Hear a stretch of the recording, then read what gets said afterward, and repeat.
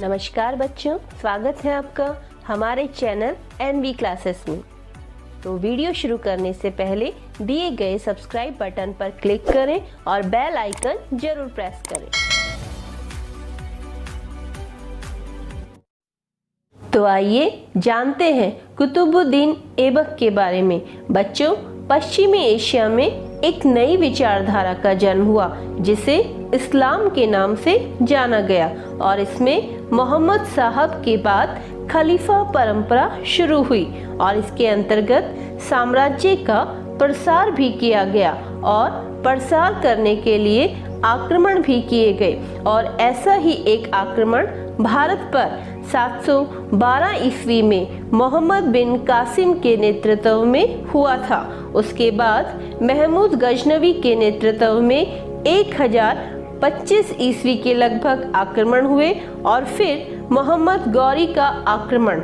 मोहम्मद गौरी 1191 ईस्वी में तराइन के प्रथम युद्ध में पृथ्वीराज चौहान से बुरी तरह हार गए और पृथ्वीराज ने भागती हुई सेना का पीछा नहीं किया और उसे जाने दिया।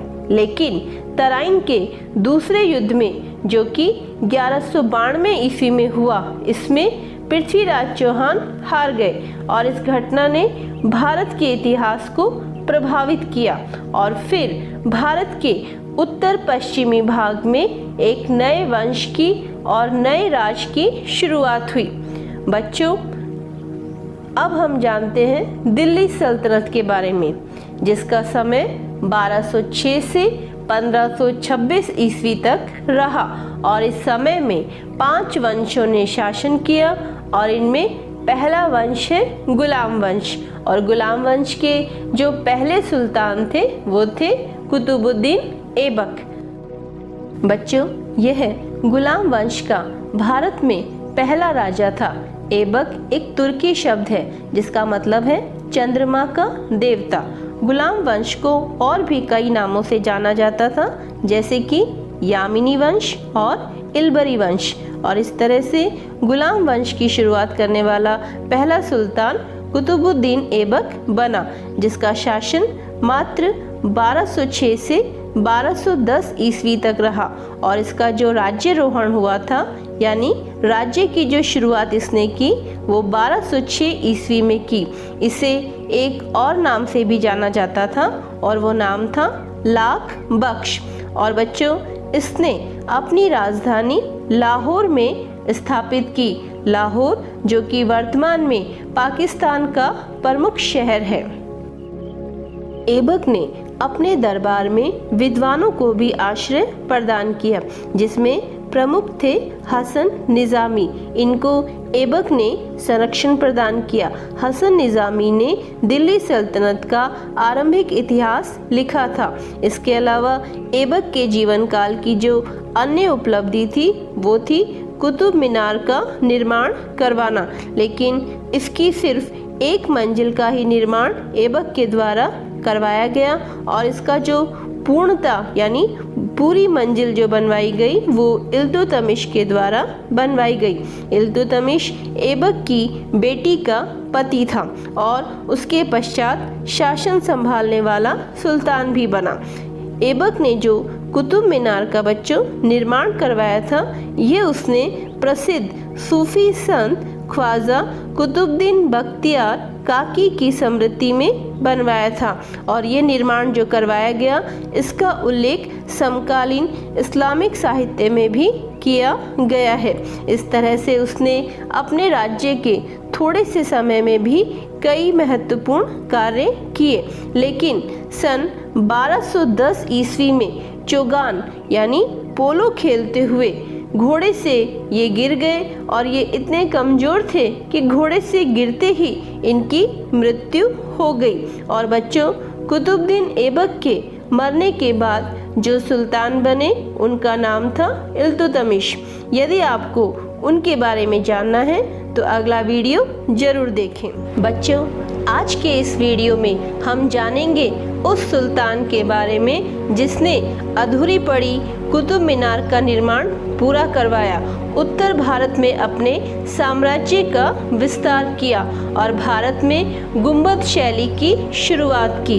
इसके अलावा उसने विदेशी आक्रमण, विशेष रूप से चंगेज खां के आक्रमण से भी अपने राज्य की सुरक्षा की।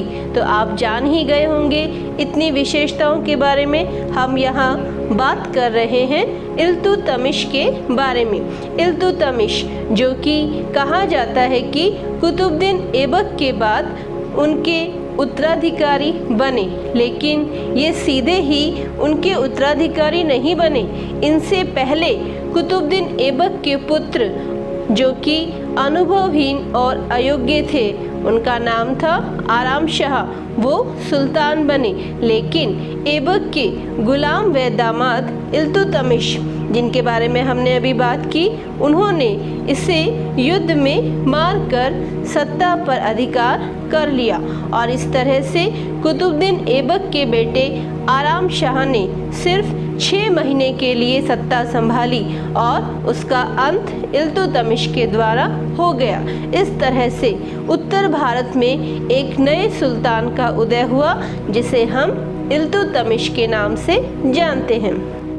तो इस तरह से बच्चों, इल्तुतमिश विधिवत रूप से 1211 ईस्वी में दिल्ली सल्तनत के सुल्तान बने।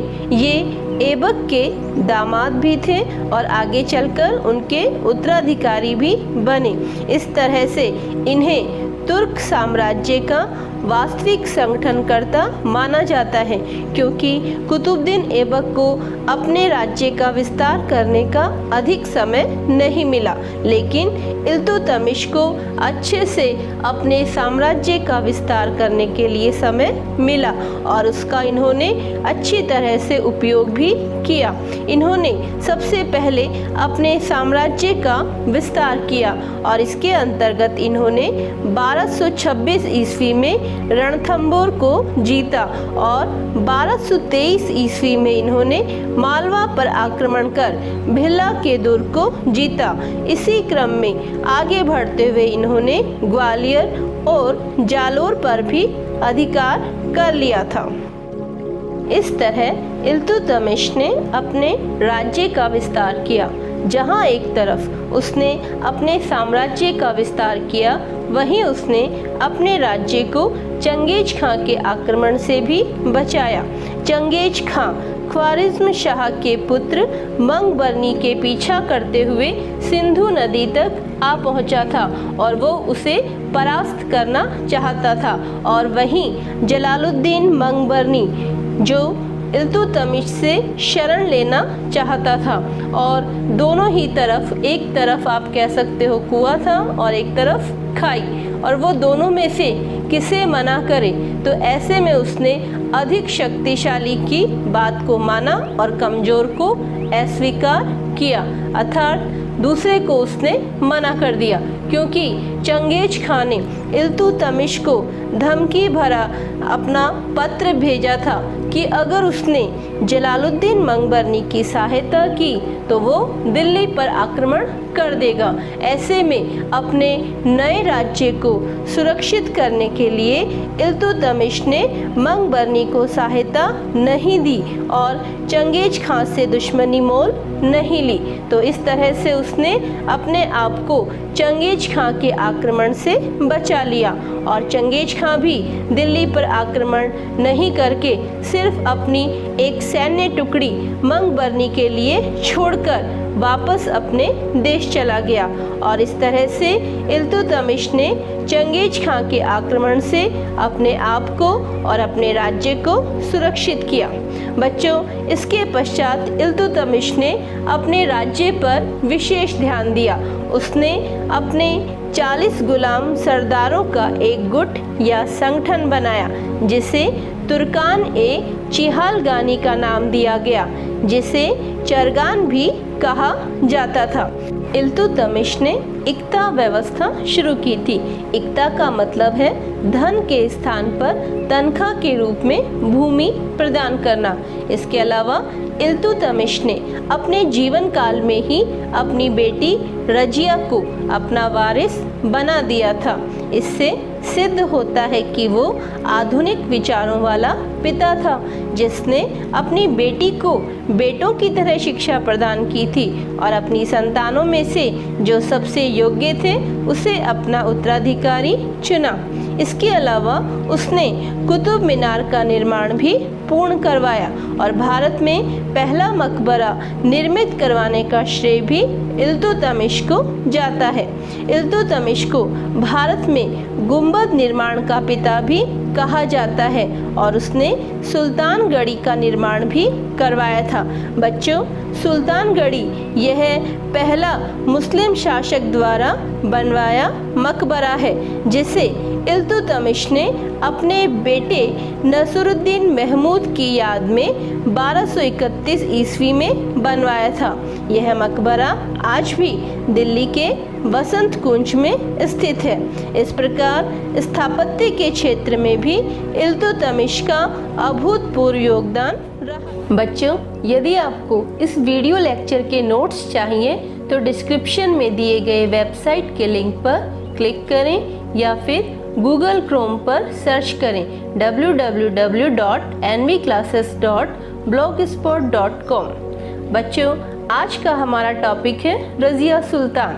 रज़िया सुल्तान जो इल्तुतमिश की पुत्री थी, जिसके बारे में हमने पिछले वीडियो में पढ़ा था। तो बच्चों, आज हम जानेंगे रज़िया सुल्तान के बारे में। रज़िया सुल्तान जिनका जन्म 1205 ईस्वी में और उनकी मृत्यु 1240 ईस्वी में हुई थी।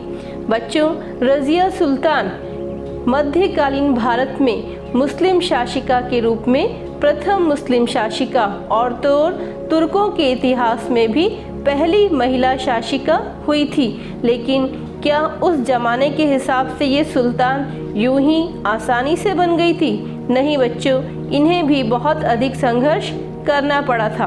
कहने को तो इल्तुतमिश ने अपने जीते जी ही यह घोषणा कर दी थी कि उनकी मृत्यु के बाद उनकी पुत्री रज़िया सुल्तान को सुल्तान बनाया जाए, लेकिन ऐसा नहीं हुआ। इल्तुतमिश की मौत के बाद उनके बेटे रुकनुद्दीन को सुल्तान बनाया, जो कि एक अयोग्य शासक था और जनता के प्रति बिल्कुल भी वो जवाबदेह नहीं था। इसके अलावा उसके शोषण इतने बढ़ते गए कि जनता उससे त्रस्त हो गई। कहा जाता है बच्चों कि एक बार जुमे की नमाज के वक्त जब रुकनुद्दीन दिल्ली से बाहर था, तब रज़िया जनता के बीच गई और जनता से फरियाद की कि उसे एक मौका दिया जाए जहां वो अपने पिता के कहे वादों को पूरा कर सके। और जनता, जो कि रुकनुद्दीन के शासन से त्रस्त हो चुकी थी, उन्होंने रज़िया को एक मौका देने का आश्वासन दिया, लेकिन साथ ही उसे ये साबित करना था कि वो अपने भाई को युद्ध में हरा देगी और अपने आप को सुल्तान बना लेगी। अगर वो ऐसा नहीं करेगी तो शायद सुल्तान, जो उसका भाई रुकनुद्दीन था, वो उसका सर कलम कर सकता था। रज़िया दोनों ही बात जानती थी, जीत गई तो सुल्तान बनेगी और हार गई तो उसका सर कलम कर दिया जाएगा।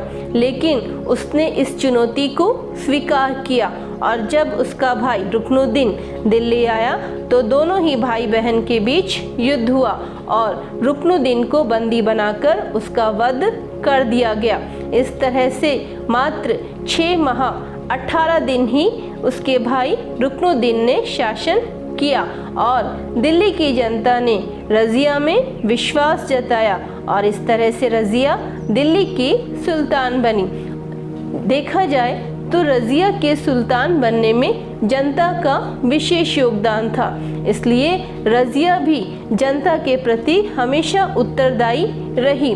जनता ने तो रज़िया को अपना लिया बच्चों, लेकिन क्या तुर्क सरदारों ने रज़िया को अपनाया? नहीं बच्चों, उन्होंने उसका हमेशा विरोध किया, क्योंकि ये परंपरावादी व कट्टरपंथी तुर्क थे जो नहीं चाहते थे कि कोई महिला उनके ऊपर शासन करे।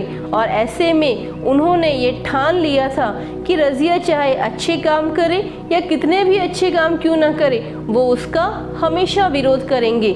और इस तरह से उन्होंने ये दिखा दिया कि वो नहीं चाहते कि उनके ही समाज की कोई महिला आगे बढ़े और उनके ऊपर शासन करे। आगे चलकर रज़िया ने अपने आप को जब सुल्तान बना ही लिया तो उसने महिलाओं जैसे वस्त्रों का त्याग किया। उसने पर्दा प्रथा का त्याग कर दिया और पुरुषों के समान कुबा, जिसे कोट कहते हैं, और कुल्हा जो टोपी के रूप में होता था, उसे धारण किया। इस तरह उसने सुल्तान की पोशाक को अपनाया, जिसमें महिलाओं जैसी पोशाक का उसने त्याग कर दिया। इस तरह से उसने अपने आप को हर मायने में एक अच्छा सुल्तान साबित करने का प्रयास किया। इसके अलावा उसने विशेष पदों पर अपने विश्वस्त लोगों को नियुक्त किया, लेकिन ये बात तुर्की सरदारों को हजम नहीं हुई और उन्होंने इसका विरोध करना शुरू कर दिया। जैसे कि रज़िया ने मलिक जमालुद्दीन याकूब को, जो कि अबिसीनिया का निवासी था, उसे अमीर अखूर नियुक्त किया। अमीर अखूर जो पद था बच्चों, वो अश्वशाला का प्रधान होता था और ये अश्वशाला जिसमें घुड़सवारी कराना और सेना आदि का प्रबंध किया जाता था। जो ये जमालुद्दीन याकूब था, ये रज़िया के पिता के समय ही था और इसने उन्हें घुड़सवारी आदि सिखाई थी।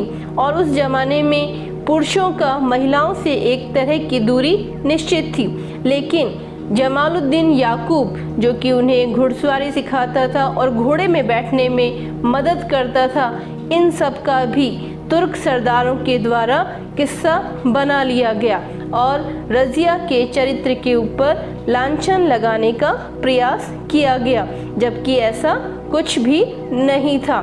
लेकिन फिर भी रज़िया ने इन सब चीज़ों का विरोध करते हुए भी सत्ता को बनाए रखा और अच्छे से शासन करती रही। लेकिन फिर भी इतने सारे विरोधियों का सामना करते हुए कहीं ना कहीं उसे भी मुश्किलों का सामना करना पड़ा। जब उसने याकूब को अश्वशाला का प्रधान बना दिया तो उससे तुर्क अमीर नाराज हो गए, क्योंकि उन्हें लगता था कि ये उच्च पद है जो कि एक अबिसीनिया के नागरिक को नहीं देना चाहिए था। और ऐसे में उनके षड्यंत्र याकूब के विरुद्ध शुरू हो गए और ऐसे ही एक षड्यंत्र के अंतर्गत उन्हें मौका मिला जब सरहिंद जो कि आज के पंजाब में स्थित है, इस सरहिंद के शासक ने विद्रोह कर दिया और उसके विद्रोह को शांत करने के अभियान में याकूत को भेजा गया, जहां उसके ही सरदारों ने उसकी हत्या कर दी और अपने राह से एक कांटा हटा दिया।